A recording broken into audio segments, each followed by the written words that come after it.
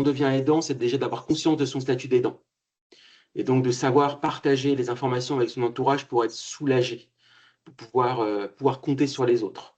Parce qu'au bout d'un moment, la charge, elle devient trop importante pour soi et on ne peut pas tout faire et on craque. Voilà, donc ça peut être un craquage psychologique, physique.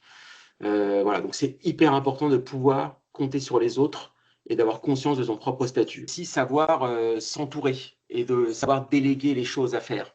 Ne serait-ce que de devoir faire les courses, bon, d'autres personnes que vous peuvent le faire si vous avez la chance d'avoir des gens qui sont disponibles pour le faire. La deuxième chose, c'est d'en parler auprès de son employeur et d'avoir un vrai sujet de discussion avec cette personne pour qu'ils comprennent ce que vous vivez au quotidien.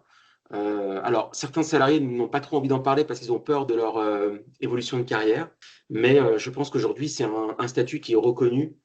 Quand on sait qu'un salarié sur 5 est aidant, bon, on a de fortes chances que son patron le soit aussi et qu'ils comprennent ce dont on souffre, en fait, parce que c'est une souffrance.